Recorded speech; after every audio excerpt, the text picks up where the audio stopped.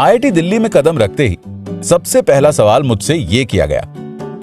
मैं इंजीनियरिंग करने का मन बना चुका था और अब फाइनली मैं एस्पायरिंग इंजीनियर्स के मेका में खड़ा था। पढ़ाई में बहुत मेहनत और जेईई में एक अच्छी रैंक के बाद मैं यहां इस सवाल के पूछे जाने के बाद बिल्कुल ब्लैंक खड़ा था। मुझे समझ ही नहीं आ रहा था कि मुझे कैसे पता होगा कि कितनी हवा मेरी है, और इस मैटर को और खराब करने के लिए मैं उन डरावने चेहरों को घूर रहा था। बड़ी दाढ़ी वाले उन सीनियर्स की आंखें मुझे देख रही थी और उन्हें देखने के बाद तो आईआईटी ड्रीम के बारे में हर किसी को फिर से सोचना पड़ जाता। सीनियर्स का एक ही एजेंडा होता था, जो उनके साथ हुआ वही फिर दूसरों के साथ करना, मतलब जूनियर्स की रैगिंग। लेकिन फिर उन्हें मुझ पर दया आ गई और उन्होंने वापस से सवाल किया, तुम्हारी ऑल इंडिया रैंक क्या थी? एआईआर और हवा मुझे फिर समझ आया।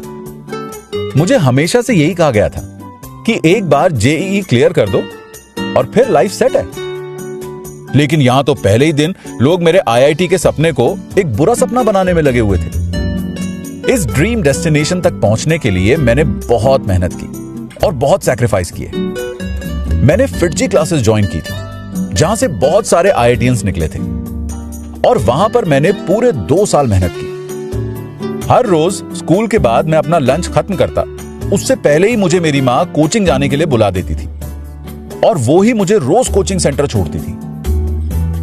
आते वक्त मैं रूट नंबर 503 की डीटीसी बस से मेरे घर मालवीय नगर में आता था। फिटजी में मैंने जॉइंट एंट्रेंस एग्जामिनेशन क्रैक करने के लिए कई हैक्स सीखे, और उनमें से ही एक चीज जो मैंने सबसे पहले देखी थी वो थी अमरूद के पेड़ की टहनी। वो हमारे मैथ टीचर का फेवरेट टूल था, जिसे वो हमें इंपॉर्टेंट लेसन सिखाने के लिए यूज करते थे। वो हमें भुट्टे के खेत वाले बंदर बुलाते थे। पहले के लोग कहते थे कि बंदर गांव के भुट्टे के खेतों पर हमला कर देते थे।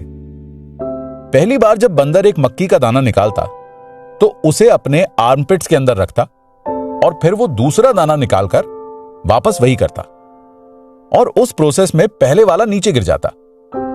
पूरे खेत पर अटैक करने के बाद भुट्टे का खेत तो पूरा खराब हो जाता, लेकिन बंदर फिर भी एक ही दाने के साथ जाता। और यही चीज हमारे मैथ्स टीचर को लगती थी कि हम इसी तरीके से पढ़ते हैं। नई चीज को याद करते वक्त पुराने पढ़े हुए लेसन्स को हर बार भूल जाते, और इसलिए हम भुट्टे के खेत वाले बंदर बन गए। यह कोई मंकी बिजनेस नहीं था, लेकिन मैंने फिटजी के सेकंड बैच में जाना मैनेज कर लिया। हर जंप आपको यह बताती है कि आपकी जॉइंट एंट्रेंस एग्जामिनेशन में अच्छी रैंक आने की प्रोबेबिलिटी बढ़ गई है। और फिर असली एंट्रेंस एग्जाम आ गया, और यह एक अलग ही कहानी थी, क्योंकि मुझे लगा कि मैंने मेरे पहले पेपर का चांस गंवा दिया है, और वो पेपर मैथमेटिक्स का पेपर था। मुझे याद है कि मैं एग्जाम के बाद कार में बैठकर अपने आंसू पोंछते हुए अपने माता पिता को कह रहा था कि अब क्लियर करने का कोई चांस नहीं है और अब दूसरे एग्जाम देने का भी कोई मतलब नहीं है। तो उस वक्त पार्किंग एरिया में एक दूसरी कार खड़ी थी, उसके अंदर भी बैठकर कोई रो रहा था। दोनों के माता पिता ने अपने बच्चों को समझाया कि मैथ के पेपर में ऐसा सबके साथ हुआ है। वो कहते हैं ना कि दुख आता है तो सब एक साथ आता है। तो बस इसी सोच के साथ मैंने सोचा कि अब दूसरे पेपर भी दे ही देता हूं। शुक्र है कि मेरा रिजल्ट ऑल इंडिया रैंक 1823 आया। जब रिजल्ट डिक्लेयर हुआ तब घर पर माहौल कुछ ज्यादा ही अच्छा था। उस साल मेरे स्कूल से सिर्फ मैं इकलौता बच्चा था जिसने आईआईटी क्लियर किया था, और उस शाम को हमारी रिफ्यूजी कॉलोनी के सारे लोग हमारे घर पर इकट्ठा हुए। सब लोग बहुत प्राउड फील कर रहे थे कि उनमें से ही अब कोई इस नई दुनिया को संभालने के लिए तैयार है। लेकिन वो खुशी का बबल जल्दी फूट गया जब मुझे रियलाइज हुआ कि मेरी आईआईटी की 1823 रैंक से कंप्यूटर साइंस कोर्स मिलने के चांसेस बिल्कुल नहीं है। हमारा मिलेनियम बैच था जिसके बड़े सपने थे कि वो कंप्यूटर साइंस पढ़े और फिर यूएसए जाए। लेकिन मुझे फिर रियलाइज हुआ कि मुझे ज्यादा से ज्यादा आईआईटी गुवाहाटी में केमिकल इंजीनियरिंग मिल रही है। मैं आईआईटी दिल्ली में जाना चाहता था, लेकिन वहां जाने के लिए मुझे सिविल या टेक्सटाइल इंजीनियरिंग में से एक चुनना पड़ता। मेरे पिताजी ने आईआईटी दिल्ली के साथ कई सारा ऑडिट का काम किया था और इसलिए वो कुछ प्रोफेसर्स को भी जानते थे। फिर मेरी उनसे बात हुई और उन्होंने मुझे ये एडवाइस दी कि आईआईटी दिल्ली जाने से मेरे फ्यूचर के लिए कई सारे रास्ते खुल जाएंगे और मुझे इस वक्त कोर्स के बारे में ज्यादा नहीं सोचना चाहिए। ये वही एडवाइस थी जिसके बाद मैंने अपना आधा भरा हुआ फॉर्म फाड़ दिया और फिर आईआईटी दिल्ली में सिविल इंजीनियरिंग करने की फर्स्ट चॉइस भर दी और बाद में मैंने वही कोर्स परस्यू किया।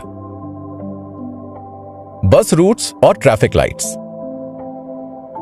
सच कहूं, प्रोफेसर्स की एडवाइस के अलावा जो चीज मुझे आईआईटी दिल्ली लेकर गई, आप विश्वास करो या ना करो, वो थी मेरे घर मालवीय नगर से आईआईटी दिल्ली कैंपस के बीच में ट्रैफिक लाइट का ना होना। मैं आईआईटी दिल्ली में सिविल इंजीनियरिंग के कोर्स के लिए अपनी चॉइस भर चुका था और उसके साथ में मैंने इलेक्ट्रॉनिक कोर्स के लिए Delhi college of engineering DCE के ओरिएंटेशन में जाने का डिसाइड किया। वो भी एक बहुत ही अच्छा इंस्टीट्यूट था जहां पर मेरा सिलेक्शन हो गया था। मेरे दोस्त शुभांग शंकर की नजरें भी आईआईटी पर टिकी हुई थी, लेकिन डीसीई के कोर्स को एक्सप्लोर करने के लिए वो मेरे साथ चला। सच ये है कि एक बार जब आप आईआईटी का कैंपस देख लें तो आपको कोई और कैंपस पसंद ही नहीं आएगा। लेकिन फिर भी हम डीसीई ओरिएंटेशन में पहुंच गए। वहां पर हमें अलग अलग कोर्सेज के फायदे बताए जा रहे थे और तभी शंकर ने डीसीई के पैनल से एक अर्जेंट सवाल किया। जब सबकी सीरियस नजरें उसकी ओर टिकी हुई थी और सब एक अच्छे सवाल के इंतजार में थे, तब शुभांग ने ऐसा सवाल पूछा जिसने वहां पर सबको हैरान कर दिया और लोग हंसने लगे। सर, डीसीई आने के लिए मुझे कौन सा बस रूट लेना पड़ेगा? उसने यह सवाल वहां पर रखा। तब लोगों को यह लगा कि यह एक फालतू सवाल था और यह पूछना वहां पर सही नहीं था। लेकिन तब मुझे इस सवाल से एक चीज समझ में आई और मुझे रियलाइज हुआ कि आईआईटी दिल्ली मेरे घर के पास ही है और मेरे घर मालवीय नगर से इंस्टीट्यूट के रास्ते के बीच में कोई ट्रैफिक लाइट नहीं आती। और इस चीज ने मुझे मेरा डिसीजन लेने में मदद की और उस डिसीजन को मैंने कभी रिग्रेट नहीं किया।